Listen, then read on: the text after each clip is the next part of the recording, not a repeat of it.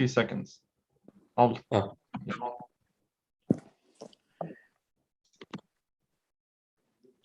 أعوذ بالله من الشيطان الرجيم بسم الله الرحمن الرحيم الصلاة والسلام على سيدنا ونبينا وحبيب قلوبنا وطبيب نفوسنا أبا القاسم مصطفى محمد وأهل بيته الطيبين الطاهرين وأما بعد السلام عليكم جميعا ورحمة الله. I'd like to welcome all our viewers to our virtual Friday night program for this week. Unfortunately, due to circumstances in Sydney, as we're all aware, we must conduct our programs online for the foreseeable future. But inshallah, we'll be back to our live program soon. To begin tonight's program, we have dear brother Sayyid Taha Musawi to enlighten our hearts with verses of the Holy Quran. Salla ala Muhammad wa ali Muhammad. أعوذ بالله من الشيطان الرجيم بسم الله الرحمن الرحيم يا أيها الذين آمنوا اتقوا الله ولتنظر نفس ما قدمت لغد واتقوا الله إن الله خبير بما تعملون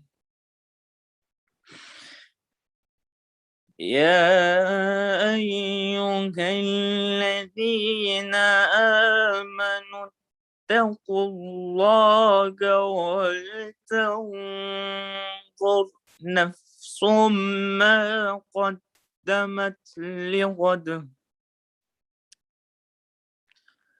واتقوا الله إن الله خبير بما تعملون ولا تكونوا كالذين نسوا الله فأنساهم أنفسهم أولئك هم الفاسقون لا يستوي أصحاب النار وأصحاب الجنة أصحاب الجنة هم الفائزون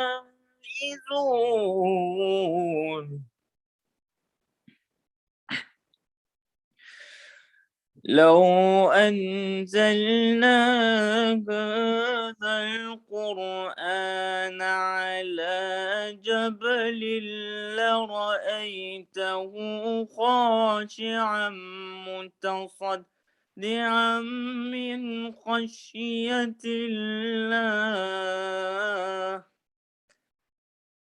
وتلك الأمثال نضربها للناس لعلهم يتفكرون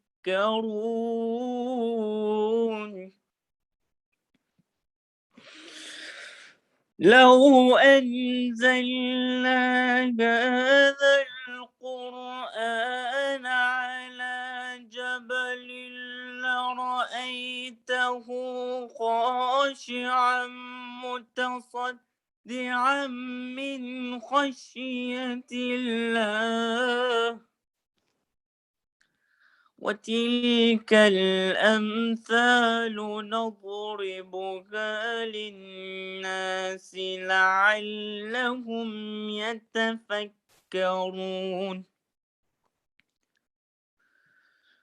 هو الله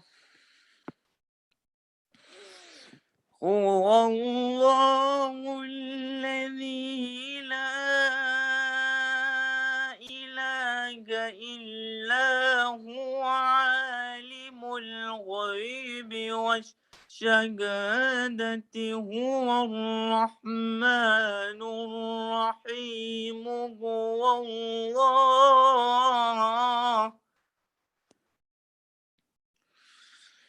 الله الذي لا إله إلا هو عالم الغيب والشهادة هو الرحمن الرحيم هو الله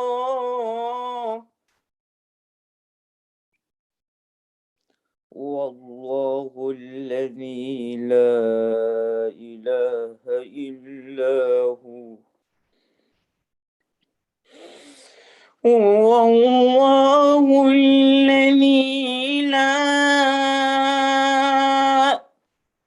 إله إلا هو ملك القدوس السلام المؤمن المهيمن العزيز الجبار المتكبر سبحان الله عما يشركون هو الله الخالق البارئ المصور له الأسماء الحسنى يسبح له ما في السماوات والأرض وهو العزيز الحكيم صدق الله العلي العظيم.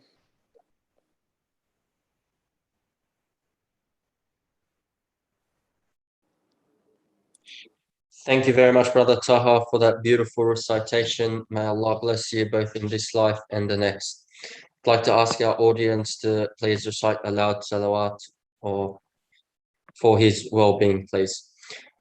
Salli ala Muhammad wa ali Muhammad. Now, we'll move on to the remainder of our program now. Now, the discussion tonight will be an interactive discussion. So just as we normally do have with our live programs at the center, you can join via Vevox and ask any questions that you have. So there is the code on your screen. So you can do this either via vevox.app or just download the app on the Play Store or Google App Store. Now, moving on to our discussion, we are lucky enough to be again in the presence of His Eminence Sheikh Hamad Waqar and Sheikh Ali Safdari to continue a discussion which they began last week about Al-dhar. So this will be the second part of the same discussion. Please welcome them with salawat ala Muhammad wa ali Muhammad. اللهم صل على محمد وآل محمد. أعوذ بالله من الشيطان الرجيم. بسم الله الرحمن الرحيم. الحمد لله رب العالمين والصلاة والسلام على سيدنا ونبينا أبو القاسم محمد. اللهم صل على محمد وعلى أهل بيته الطيبين الطاهرين المعصومين. Sheikhna, Sheikh Ali Safdari, how are you? Assalamu alaikum, Sheikhana. Brother. Very happy to see you again on Zoom. I know, it was just a couple of days ago. Yeah. So, inshallah, last week we covered a topic, actually started covering it, which is a very interesting topic about Al-dhar, which has been translated as the Pre-Temporal Realm, or the realm of particles, or however you want to translate that, right? And it's in reference to one of the commentaries on the verse of Quran. So the verse that we're looking at is this verse, وَإِذْ أَخَذَ رَبُّكَ مِنْ بَنِي آدَمَ مِنْ ظُهُورِهِمْ ذُرِّيَّتَهُمْ وَأَشْهَدَهُمْ عَلَى أَنفُسِهِمْ أَلَسْتُ بِرَبِّكُمْ قَالُوا بَلَى شَهِدْنَا أن تقولوا يوم القيامة إن كنا عن هذا غافلين. And the translation of this, which is in Surah 7, and mention when your Lord took from the children of Adam, from their loins, their descendants, and made them testify of themselves, saying, Am I not your Lord? They said, Yes, we have testified. Lest you should say on the day of resurrection, Indeed, we were of this unaware. Now, what we're doing is we're kind of examining what this means. What is this testimony? How did this occur? Did this occur? And we're looking at various opinions about this verse.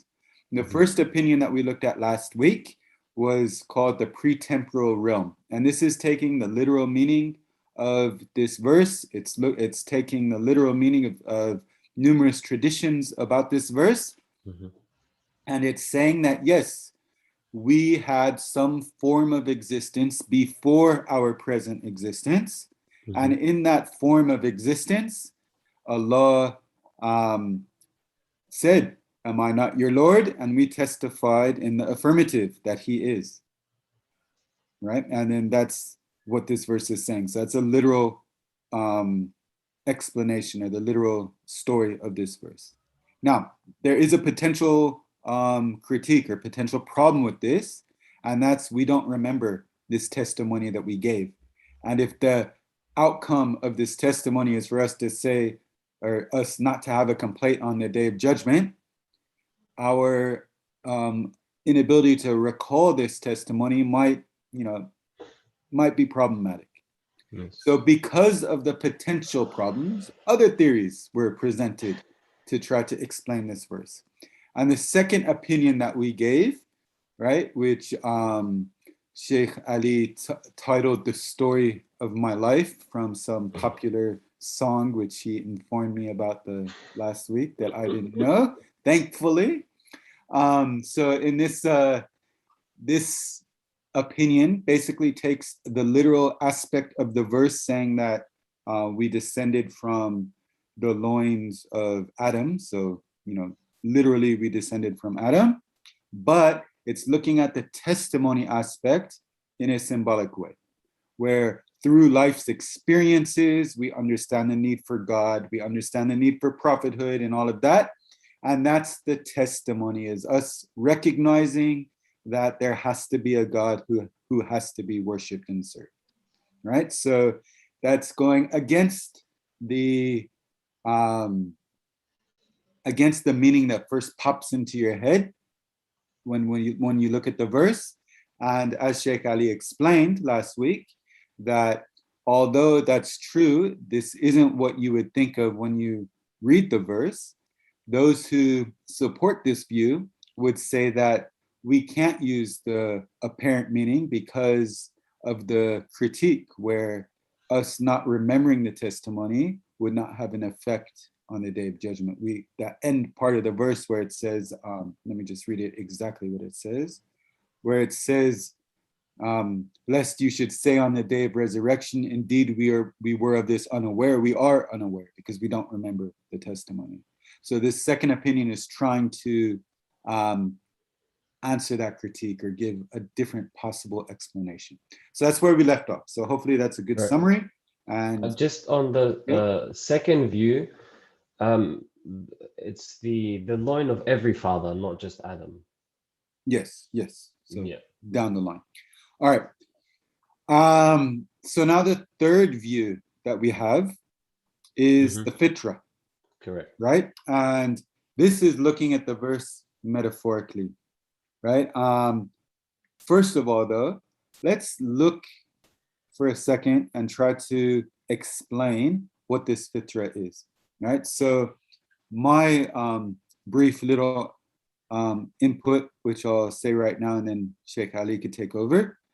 My understanding of what the fitra is, it's one of the dimensions of our existence. So the human existence has a number of dimensions to it, fitra being one of them.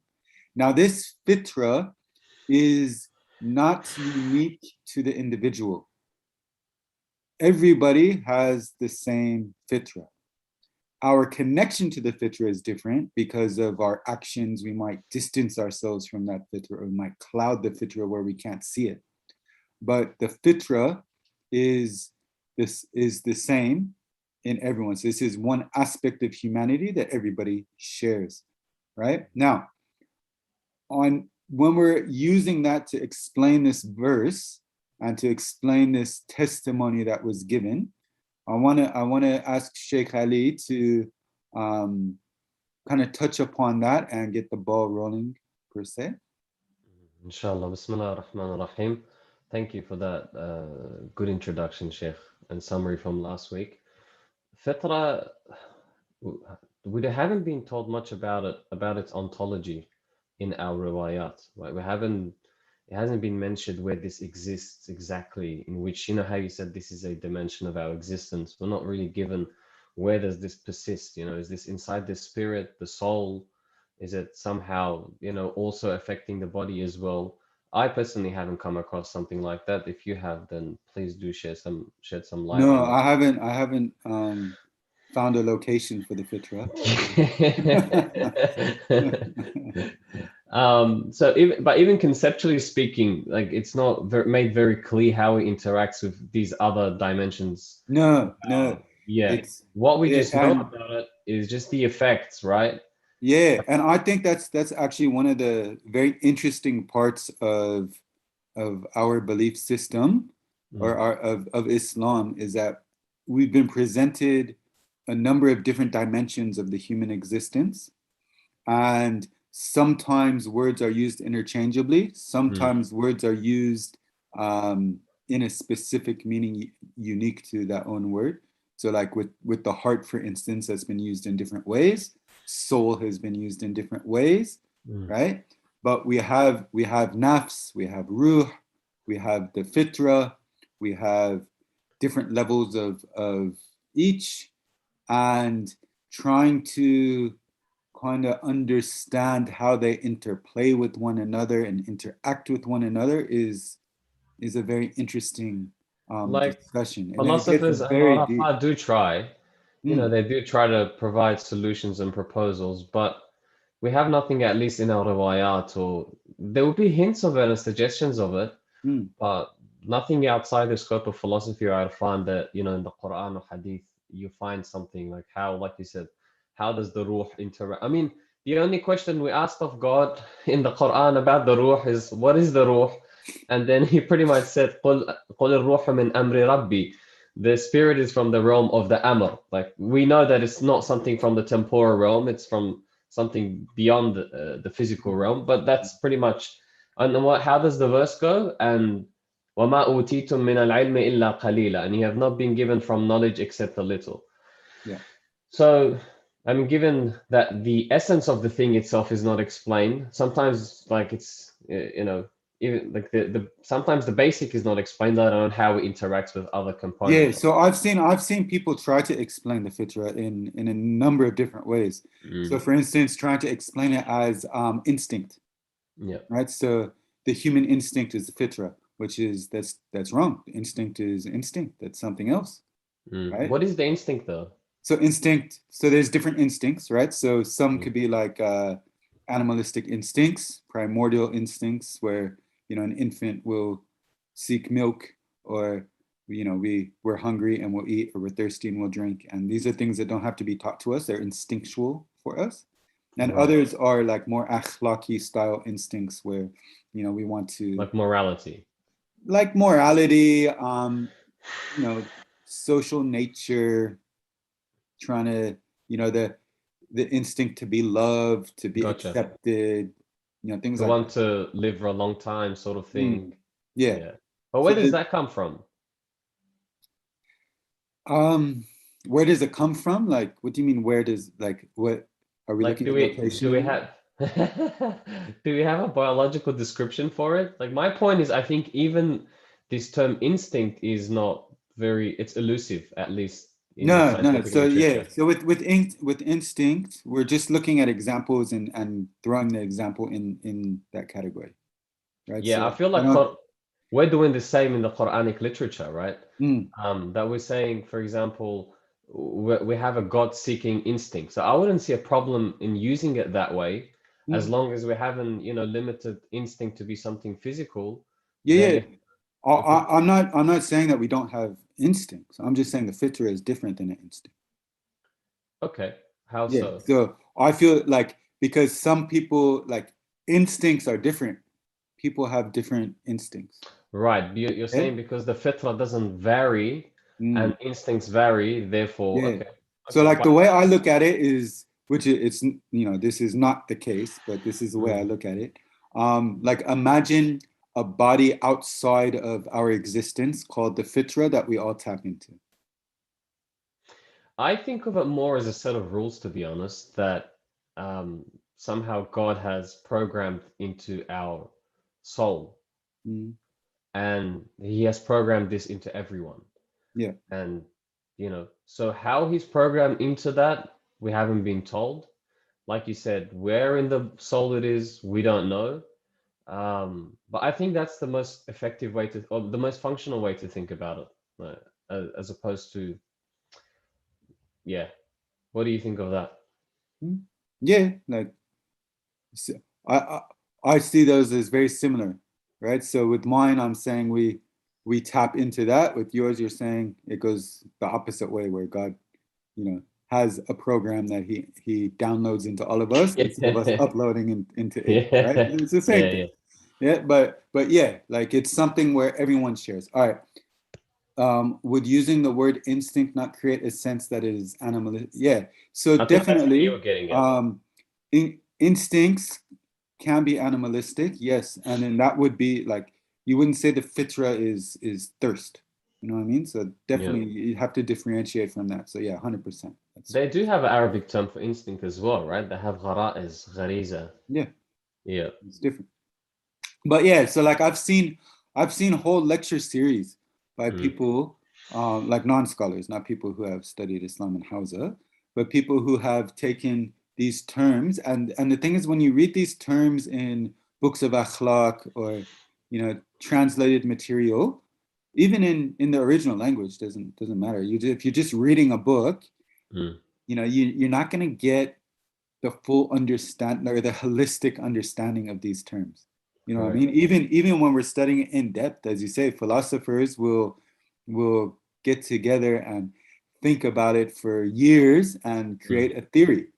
Yes. Right. And then they have to kind of rationalize this theory and talk with other philosophers and go back and forth. They're not easy terms to understand. And the more we contemplate, the more we think about it, the more we understand, and the better understanding of human nature we get.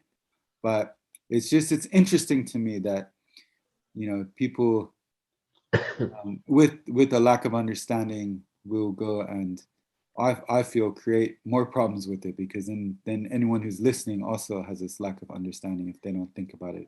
You're absolutely right. I think the best term to use for fitra would be just human nature. I know that's a very vague word. Yeah, that's a word that was used as well, though. Like that word can be confused with instinct as well. So it's natural for a person to do X, Y, and Z, right? It could even be used for things that are 100% against our fitra. Yes. Where it's natural for us to want to commit this sin or commit that sin, right? Where that's not part of the fitra. So like the thing is, the English language will fall short here. There's no term that's used exactly. Once again, for nature would have the term tabi'at insan. They would say at-tabi'a, right? Yeah. Which has a very strong connection to the natural world. Yeah. So it does, it has this kind of. You're right. I think ultimately it's a concept and that's different. in Islam. And the tabiya is different than the fitra. That's correct. Right. Whereas like, yeah. Anyways, I'm not going to keep going. But yeah, it is pretty interesting. I had a little pet peeve there where I was listening to some lecture series and it was just driving me crazy. But anyways, we've got someone here going with the term natural disposition. Yeah, so I've seen it translated as that. But again, like, what does that mean? Like, you got to that doesn't mean anything to me in English. What is a natural disposition? I like your definition. The fact that however we visualize it, it's a set of properties or set of tendencies, or let's go with this term, a set of dispositions that are shared by everyone. I think once we make that qualifier, then we're pretty much on the ball. That's good, but I think that would include things that don't fall within it. Right. So Yeah, what do we have to exclude? Like that would also, instincts would fall in that. No, but you said instincts could vary. Yeah, but for instance, hunger. Hunger is an instinct that I would assume not every human being shares. There are, rare individuals who might not feel hunger, but for the most part. Well, then we can just add the clause that it's something that occurs at the non-material level. Because when we look at the verse, فِطْرَةُ اللَّهِ الَّذِي فَطَرَ النَّاسَ عَلَيْهَا, it is the nature of God, if you like, that's a very loose translation, that God has created humanity with. Surely hunger cannot be ascribed to God. Thirst cannot be ascribed to God. So it does have to come to an immaterial level, and it has to be God pointing as well. So it would have to include those positive dispositions we have. So maybe that's, but I mean, positive is very vague. Yeah. So for instance, distancing ourselves from our fitra would distance ourselves from God. Yeah. Not saying that our fitra is God, obviously, but the outcome would be the same. Yeah. Yeah. I like to usually think about like general moral statements, like lying is bad, stealing someone's property is bad, hurting other people is bad.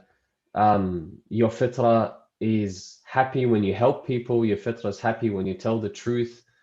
Along those lines, like I said, a set of rules, a set of principles that God has instilled. And I think that will sort of, not that God has not instilled instincts. Of course, God is the creator of everything, right? But it's things that would naturally point to a spiritual and positive and moral or constructive side of things. Yeah, I don't know that. I feel like that's a good enough. That's the thing, right? This is what they call sharhul ism. Sometimes, even put fitra aside, right? How do you define a human being? It's a very elusive thing to define. I mean, people have been going back and forth for centuries. The whole discussion of human nature, what it means to be human, is a very interesting discussion in both the Western academia and also in the Hausa. So it's very about what there are a set of things we're sure of when it comes to the human being. We know the human being has these certain properties. And so with fitra, like I said, and like you were mentioning as well, we know certain properties that it points to God. That analogy that I've used, it's a compass that always points to God, your inner compass that points to God, sort of thing, to true moral statements is what I would call the fitra. All right, so I think that's a good starting point of understanding what the fitra is. Now, how does that relate to the verse that we read? How does this relate to the pre-temporal realm? Yeah, so essentially what these scholars are saying is that this verse shouldn't be taken literally, should be read completely metaphorically. That every time, so why is there a mentioning of extraction from the loins of Adam, from the loins of your fathers? It's a metaphor or symbolically explaining that we are, going to the root of your existence, sort of thing, at the most basic level, right? It will be a metaphor for you at your most basic level. And at that most basic level, if you are asked who is your Lord, then your fitra, that, like I said, that innate compass, that primordial nature, is always going to point to God and say, Allah is my Lord. And so that's how they have dissected the two parts of the verse. And that naturally sort of, avoids the problem of the objection, because there is no previous realm. It's always here. And you experience this testimony during your life. Like every time you are placed in situations where you have to go back to your fitra, then if you do not be stubborn, because sometimes that this concept also exists in our literature, that people are put a hijab, put a concealing or veil their fitra. And I think was I explaining this last week? Going again no, it was somewhere else. Going once again of the compass analogy, right? It's like the compass is always pointing true north, But if you put other magnets around it, it turns around and points to the other magnet, right? The magnets that are close to it. So these distractions or these veils that sometimes we introduce onto our fitra, it can create confusion to what really Allah wants from us from this fitra. But ultimately, if you are put in places where you are tested to your core, right, then you always testify to the Lordship of Allah subhanahu wa ta'ala. That's the crux of the theory. I see this very similar to the second argument, right? So the second argument, let's not look at the beginning part of the verse. So they differ greatly on the first part of the verse where it's talking about being from the descendants of Adam and your fathers, sorry. And here we're saying that it doesn't mean that you're descended from your fathers. Rather, it's metaphorical, and it means that prime bit of your existence, right? So let's remove that aspect from the argument and just look at the second aspect where it's substituting the testimony that happened in the pre-temporal realm in Al-dhar with experiences in life. So the second one is saying that through life, through living in this world, we will use our aql, I'm assuming here, or whatever faculty to understand that there is a God, that there's a need for prophets, and that we must serve this God, right? And that's the testimony. So the testimony is our understanding of the universe through life. Whereas this third one, where the fitra is saying the same thing, it's saying that no testimony happened in a pre this existence, right? But rather, the testimony is from our understanding of our fitra, right? It's us tapping into the fitra and recognizing that there's a God. Or I guess it goes even a step further, even if we don't tap into it and we don't recognize it because of our actions, we've created that shield or that barrier between us and the fitra, right? It's still there. It's still within our existence, and therefore we're held accountable for it. So I think similar, that's the most important distinction between 2 and 3, because with 3, then it encompasses all human beings. But if you remember, with number 2, it only encompasses people that are able to experience life at a mature and an intellectual level, or they're able to see prophets and be exposed to their testimony. Whereas this, number 2. So the idea was that when you are extracted from the loins of your father, and then you meet and you are raised in the wombs of your mothers, then you come out into the world and you experience the world, you reach a level of maturity, and then you're able to understand, right, and see the need for God, right? So it sort of has a limited scope on who this testimony, this metaphorical testimony, would apply to. Whereas this one, like you were saying... What's the scope? Well, the scope of that would be people who have reached the level of bulugh, right? That they're able to understand these things. So babies would never, be inclusive of this. Whereas the verse is saying, min bani Adam, like all of the descendants of Adam. This view, like you were mentioning, encompasses everyone, because God is saying, I've written this, like this fitra is in all of you. So if any of you is able to tap into this fitra, then they'll get the same answer, that I am his Lord. Yeah. Okay. And then that also solves, or potentially solves a problem of the first explanation that says that if we don't remember the testimony, then how could we be held accountable for it, or how could we be questioned about it? Right. Whereas here it's, yes, you didn't tap into it, but you could, but it's part of your existence. So you're kind of at fault there. That's right. It's embedded within you, but your actions prevented you from being able to benefit from it. So it's still the onus is on you. That's right. But I could still see that I could still kind of smell a critique or a problem in that. Whereas if we're looking at someone, you said a child, an infant, right? I don't know if the infant would have the faculty to be able to tap into that fitra Like Thing at is, what the age child, are the we at? child will never be They're not held accountable, obviously. Yeah. That's the thing, right? So it would never be applicable to them in that sense. But then that could, your problem with the second opinion was, what if you haven't reached Balugh? Yeah, but that's with the reasoning of this testimony, right? So the existence of the fitrah allows you to return to Allah subhanahu wa ta'ala, right, during this life, and it acts as an internal guide for you during the tests of life, right?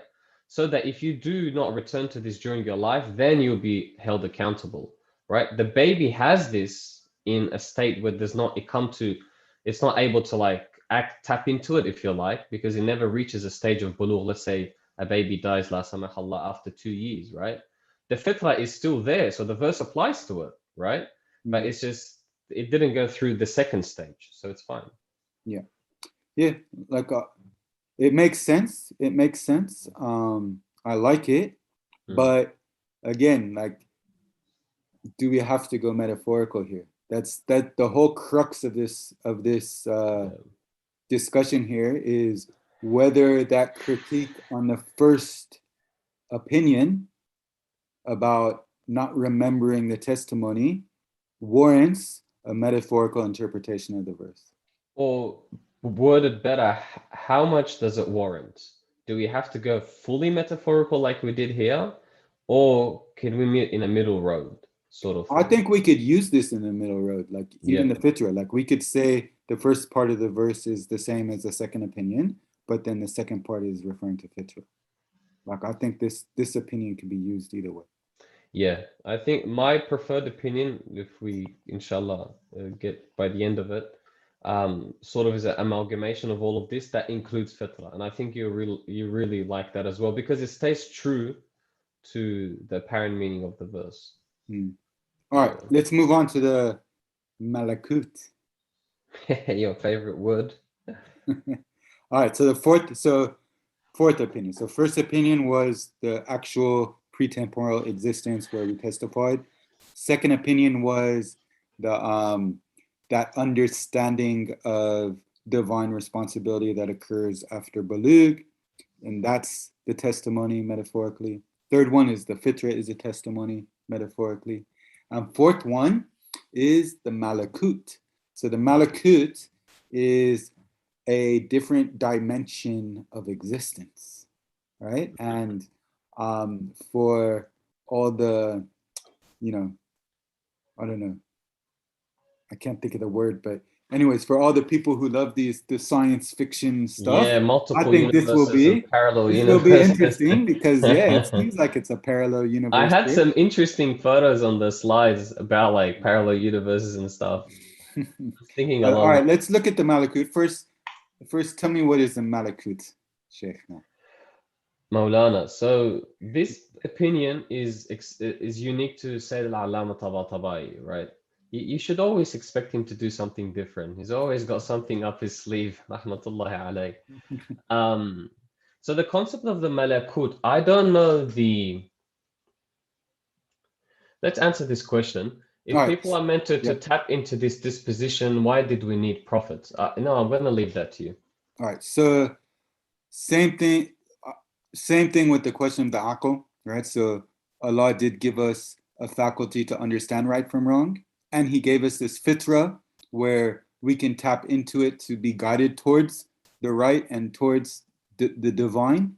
But still, in and of itself, neither of them are enough for us to understand all rights from wrongs and for us to understand the entirety of our divine responsibility towards God, right? So we still need Allah to tell us some things that we're not able to get through our aql, we might forget, or even with the fitrah, we might have clouded part of our fitrah that we're not able to tap into it. So we need, a spiritual guide to kind of clean that for us and remove the barrier so we can understand what we need to do, right? So they all complement one another. So I see that, the existence of prophets and revelation complements the aql, complements the fitrah, but in and of themselves, by themselves, it's not enough. Santon, there is a there's a few riwayat that come to mind, right? Those riwayat that classify the hujjah, the proofs of God, into the internal proofs that are within you, which would include the aql and the fitra and the conscious, if you like. And then you got the external proofs, which are the prophets. And there is this beautiful riwayah says that our goal as prophets is to bring out dafa'in al-uqul, those buried treasures inside your intellects and inside your souls, if you like. Like these things are built deep within us, but it requires a prophet, a man of spirituality, of great character, to do what he does, to remove those other magnets around us and to be able to extract that treasure. MashaAllah. Ahsan. All right, so back to Malakut. So I don't know the historical precedence of this concept in earlier scholars. I don't know. So if you have seen it in earlier scholars mentioning it, then please educate me. But I've seen it mentioned in the works of Fadl.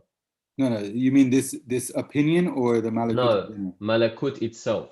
Yeah. I know it's a word mentioned in the Quran, but the understanding that Sayyid al-Allama has is this source from philosophy or Irfan or previous scholars?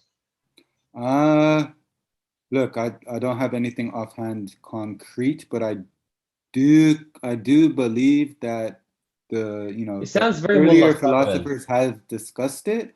I don't know exactly what it's been. So I don't think Allama Tabatabai coined the term Malakut for this realm of existence. Well, no, it's a word in the Quran, right? No, but used it specifically for this realm of existence. I don't think he was the first one to state that.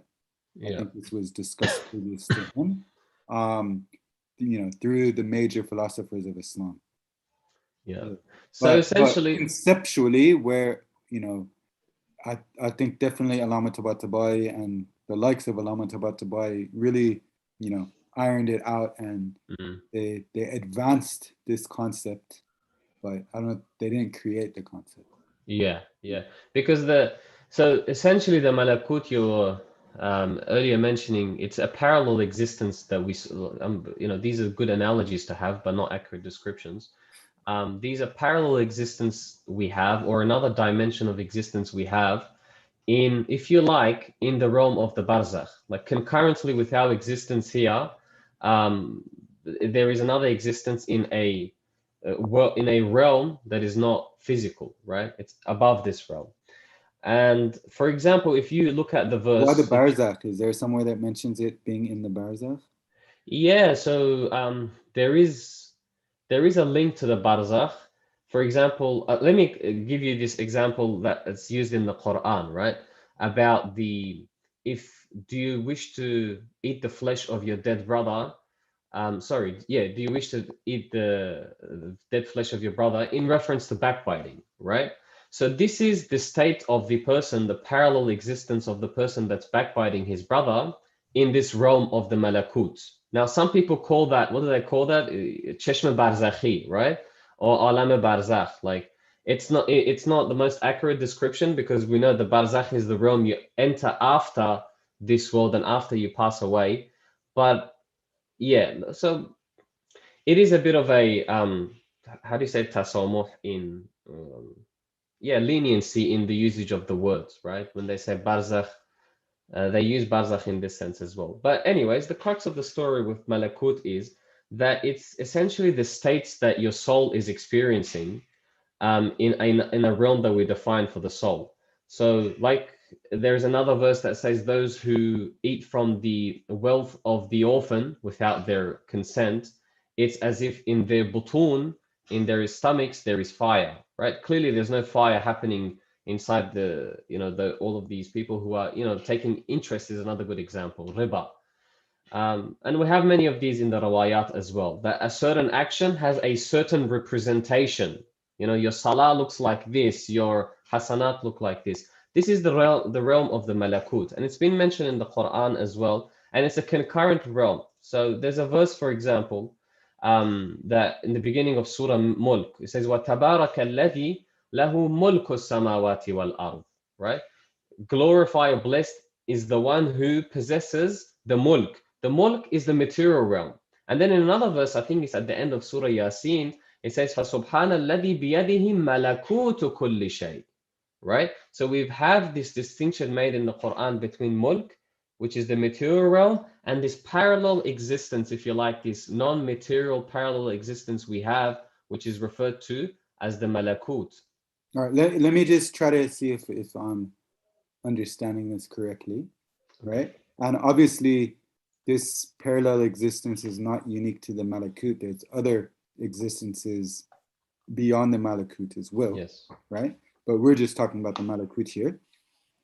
So with this one existence, let's imagine, like, if I'm performing actions in this world, I'm praying, I'm fasting, I'm making dua, I'm reading the Quran, I'm going to ziyarat, I'm doing, some form of worship here in this world.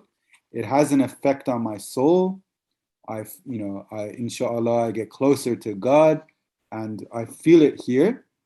But then in the malakut realm, where at the same time that I'm performing this action, this act of worship, something is occurring in that realm as well.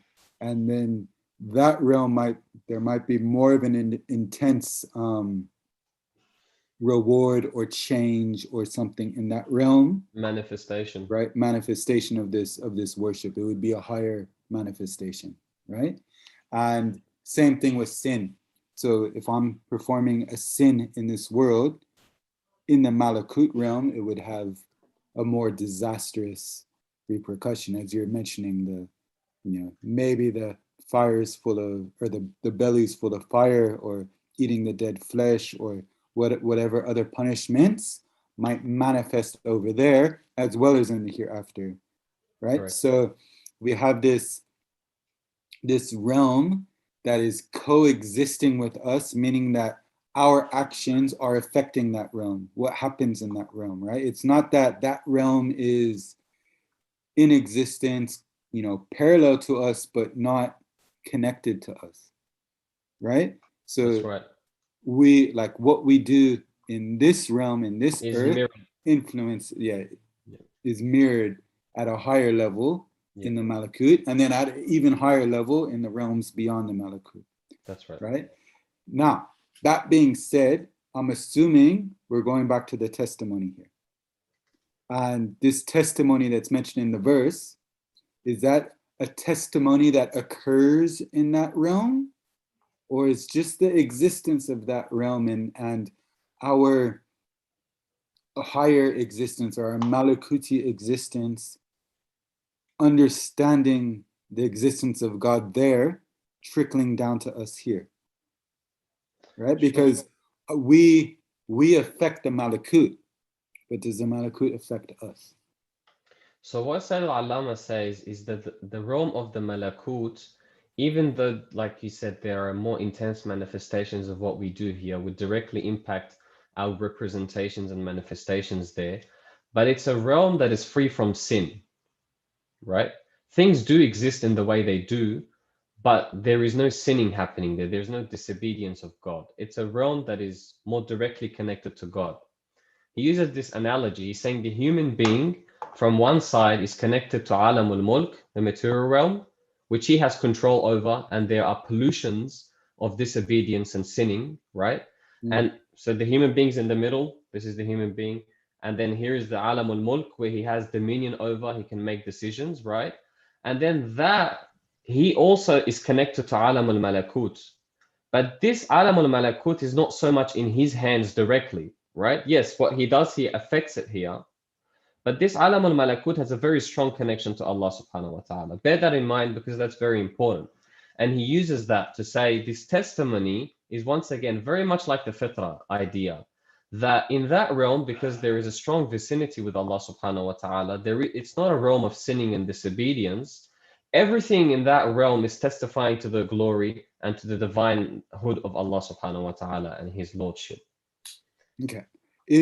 Can we say that the same critique in the first opinion would be valid in this opinion? How so? Where the critique in the first opinion is what? That we're not aware of this testimony, right? if I'm not aware of a Malakuti existence, can I say that I have no idea what's happening in the Malakut? I don't even know the Malakut exists. For me to say that I testify to the existence of God in its Malakuti existence, how do I know? What's interesting is he introduces this idea to sort of escape that. You know why the problem of a useless testimony is introduced is because it's a time before this world and a time we don't remember. Okay, he says it is before this world in terms of ranking. If you in the Arabic of the word, it says wa'idh. Idh means, and in English you're reading, and remember when, right? But when you say idh in Arabic, it means a past tense. Okay, so that's why people read this as a pre-temporal realm, because it says, and remember when. Idh is a past tense, idha is a future tense. So he's saying, yes, this is a preceding world, but not in terms of time, in terms of rank. Like you said, things are more intense and what have you. So he tends to avoid the problem of a previous time. But you're right, if it looks like that the problem of how useful this testimony is remains to be asked. And you know what? There is another problem with this as well. It's too complicated, right? We had to do a long sort of explanation in explaining this sort of philosophical idea, if you like, of Malakut. Yeah, there's a mentioning of Malakut in the Quran, but God hasn't went into depth about explaining what the Malakut is. So because it requires these muqaddamat, it requires these introductions and this deep analysis, right? Someone could say, well, surely, like when Allah is revealing this verse, he's not expecting people to have a background in Mullah Sadr and philosophy to understand this verse properly. Like he's saying, this is the basic meaning of the verse. Sometimes they say, look, yes, there is a basic meaning you can understand without philosophy, but if you understood philosophy, you'll gain a deeper meaning. But the suggestion here is you actually won't understand this verse unless you have some, knowledge from philosophy, like what we just mentioned over here. So I think that's another, it's like a half objection in my opinion, right? Because some things, philosophy helps us understand. And just because it's a really deep verse and requires complex intellectual endeavor to explain it, that doesn't mean that there's a problem with the explanation. It just means we need to up our game to understand the Quran. Fair enough. But you also got to bear in mind the Quran is also revealed to people like me, who don't have intense backgrounds in philosophy. I see that with it as well. I don't know. Are you satisfied with that? It's a half objection, like I said. Yeah, I could see just the literal understanding of it is one understanding, right? Where even if, let's say, it didn't take place, let's say for argument's sake, we're going to reject the first opinion and say that there is no pre-temporal existence in Al-dhar. Still, if someone understood that from this verse, the meaning of the verse is, or the important part of the verse is that testimony that was given in us, not having an excuse on the day of judgment. That could still be understood. Like that's the purpose of the verse. So I feel that purpose is conveyed, and the deeper you look into it, the deeper your understanding of it could be. Like I don't think that if where do you, if Allah concurrent explanation is correct and that is the actual meaning of the verse, right? I don't feel that God would have made a mistake here and oversimplified it for us or said it in a way that we're unable to get it without years and years of like, we could still benefit from the verse, but we'll benefit more the more understanding we have, just like any other verse. Yeah, I guess. Although the problem would be that the simple understanding of the verse is wrong, like didn't actually happen. So that is definitely an issue. But yeah, I think as you said, it's a half one. It's a half critique. Yeah. But I think the point that not being able to recognize that testimony, like the usefulness of the testimony, is there. It's just on a different level. It's not. It's the same explanation he gives. It's not pre as in before. It's pre as in at a different level of existence. But it's still there. It's just at a different location. Yeah, it's still in a way inaccessible. That's what you're saying. Yeah. All Whether right. it's So temporally or.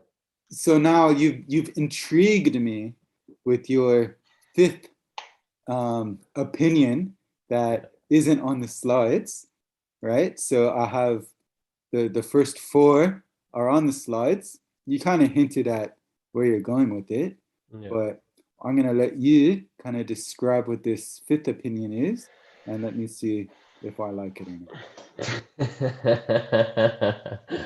So this opinion I read in a book by a Lebanese scholar by the name of Mustafa Wehbi, and he's done a work. I like the Wehbis, good family. I actually confused it for Muhammad Wehbi's father. I said, is this your father's book? It's a really good book, covers the different opinions, and then he provides his own opinion. And he was saying essentially that there is a existence before this, right? What happened there is Allah created our fitrah, right? So there wasn't a literal testimony being taken. Allah created our fitrah, which is always God seeking, right? So you stay true to the dhahir of the verse in there being a existence before this sort of thing, right? Once again, even with that, by the way, we can't sort of assume that this existence is like previous in time, because we know time exists in the material realm. So it would have to be some atemporal or supertemporal existence where there is no time. Nonetheless, that's just a small detail that comes to mind. But it's a realm before this where Allah doesn't literally ask us, am I your Lord? No, but he'll sort of like programs it for everyone. Like, okay, I'm going to program here, sorry for the analogy, that I am his Lord, that he should always look to me in times of need and in times of independence, right? In that way, he sort of merged the fitrah position and stayed true to the dhahir of the verse.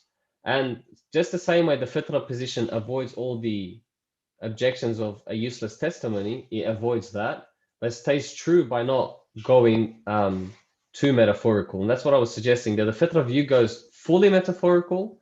This guy is like Sheikh Mustafa, he's saying, no, look, there was a pre-temporal realm. Let's stay true to the verse. Let's stay true to the riwayat that says our spirits were created before our bodies, so on and so forth.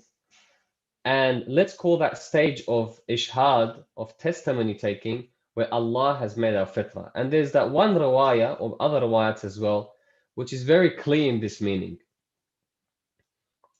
Okay, this is the riwayah.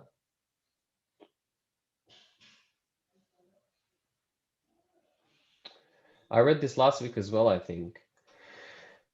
Someone asks Imam al-Sadiq, or I forgot which Imam it is, about the verse, فِطْرَةَ اللَّهِ الَّتِي فَطَرَ النَّاسَ عَلَيْهَا. It is the nature of Allah that people have been created with. The companion asks the Imam, مَا تِلْكَ الْفِطْرَةِ? What is this fitrah? The Imam says, قَالَ هِيَ الْإِسْلَامِ. This fitrah is Islam. Islam, in a general understanding, submission to Allah is probably more intended here. And then it says, فَطَرَهُمُ اللَّهُ. Pay attention to this. فَطَرَهُمُ اللَّهُ حِينَ أَخَذَ مِيثَاقِهِمْ عَلَى التَّوْحِيدِ.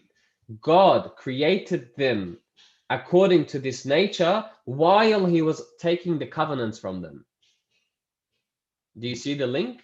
And then the Imam say, and then he told them, فَقَالَ أَلَسْتُ بِرَبِّكُمْ? And then told them, am I not your Lord? And then this is the end of the riwayah. I think that position. But that even that riwayah says it's two different things. How so?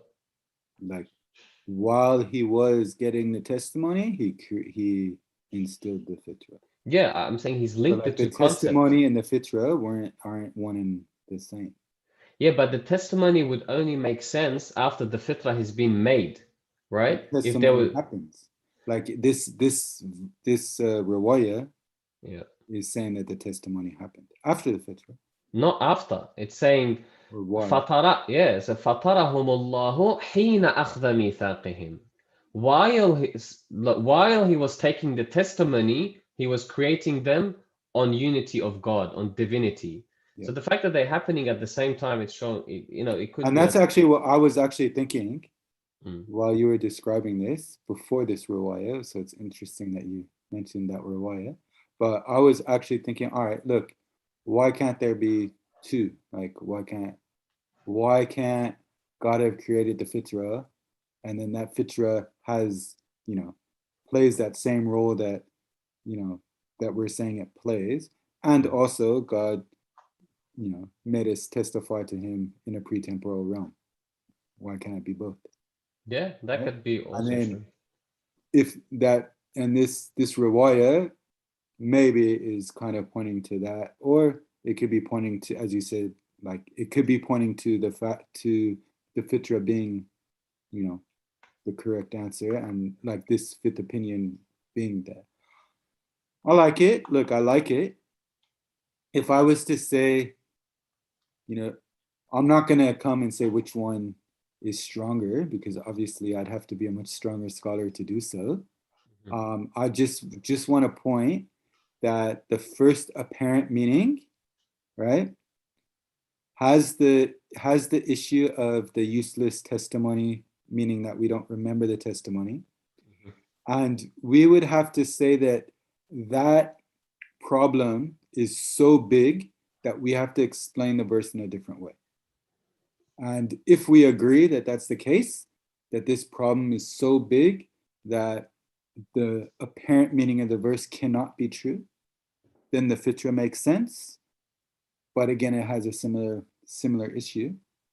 Or the I feel the fitrah could also have a similar issue, not being useless. Like, I don't want to say the fitrah is useless, but for those who have clouded their fitrah, maybe during youth, before they've reached like real bulugh, where they contemplate on life, and they've clouded their fitrah so much that they don't benefit from it.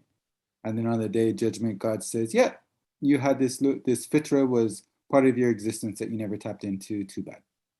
But God doesn't do that, right? Doesn't do what? Those people are automatically excluded from accountability if, for whatever reason, you have reached the state where you're not able to. This might sound controversial, but these are the words of Imam Khomeini, right? If you are, the message has not reached you, that's one level. If the message has not reached you, then you're not accountable. But if the message does reach you and you become a mushrik, right? And simply because you weren't convinced of the message of Islam, then that cannot be held against you. No, I'm not saying on that level. Then they'll never be held accountable. Only people who went back to their fitrah, right, and realized that this is the true message, their fitrah pointed them towards that way, and then they were mushrik, and then they were still disbelieving, Allah will say, look, your fitrah pointed you towards there. Why did you still stay stubborn? So because Allah is using this as a form of accountability, then we can only understand in the realm where accountability is possible. So yeah, the example, no, I get what you're saying. That makes sense. Yeah. I wanted to reject it at the beginning, but thinking about it a little bit more, yeah, you're right. But no, all right. So what I mean, taking into account what you said, so let's say someone, yeah, you're right. So anyone would have tapped into their fitrah to a certain extent, at least, and then rejected it, right? Now, tapping into the fitrah doesn't mean that they become, Shia and Mu'min. It just means that they become aware of what they should do, what God would want from them to a certain extent, obviously without revelation, without using the aql, right? Yes. So it's just, as you said, that compass pointing them in the right direction. That's it. Yeah. Right? And then we were saying on the day of judgment, God could look at this person. Of course, Bila tashbih, Allah is a much better judge than us, but let's say God will look at this person and say that, yep, you had the fitrah pointed you in the right direction, but you failed to take That's right. And that's the rejection of this testimony. That's right. Yeah, so that would make sense, right? And that would answer the critique. Whether it happened, whether this happened before existence, like before we became a human being, Allah created us with our fitrah, and we had some form of a testimony there, and then we have the fitrah in this world as well, or we didn't have any form of a testimony in before, and we just have the fitrah now. It makes sense, but if you say that we did, right? If you say that we did, this fitrah was created pre our existence here. Mm-hmm. We were created pre our existence here. Allah put this fitrah inside us then, so before we came into existence now, and while he was doing that, took a testimony from us. Right? Yeah, so however you would take a testimony from someone's fitrah, right? Yeah. So if that happened, then that's that literal part of the verse. Yes. And I feel that would, that would suffice. And then the useless testimony argument, right, would all depend upon whether or not we accept the fitrah being part of that testimony or not, right? Because without the, we have the fitrah regardless of whether that testimony happened or not, and will be held accountable for that fitrah regardless, right? But if we're attaching that fitrah to that testimony, that's the question, which is interesting. All right, let's look at this question now. So, and like, as I said, I don't want to leave with a opinion. I think all four opinions are held by esteemed scholars. So that's right. They all have their value. That's right. And they're all interesting. I think the main takeaway here is the common narrative we're usually educated by is that, Al-dhar happened, we had a lot going on there, people met each other, a lot. There is that idea, and sort of there are also there's another side to the discussion of Al-dhar. People say things that you're given in this world is a product of what you did over there, right? There is that side of the discussion which we didn't tackle. Maybe we can discuss questions like that next week if you like.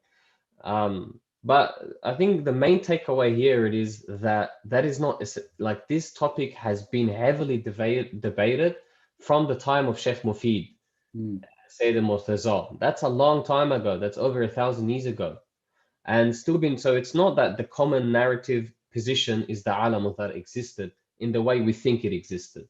There are all these variations, and I was looking at the views.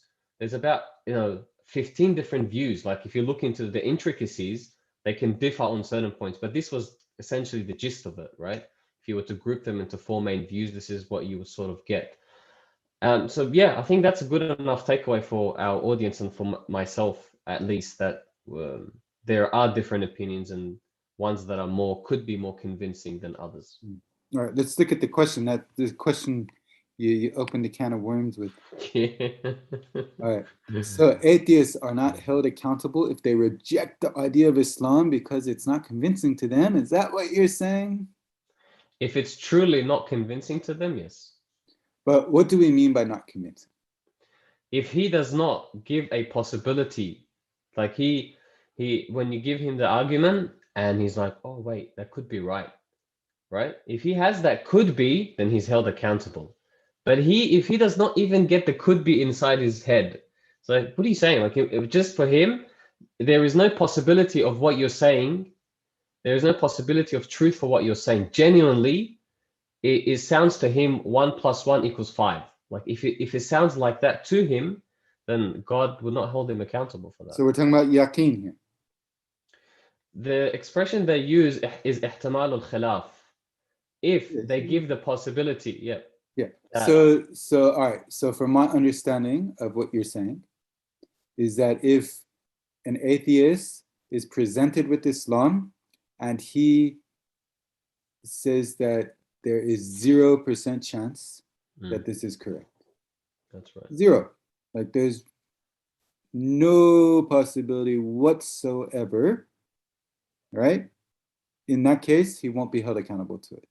But if he said, maybe, or he, in the depths of his soul, he entertained the thought and then rejected it, then in that sense, you're saying that no, he will be held accountable because he gave the possibility of it being correct and then didn't look into it further.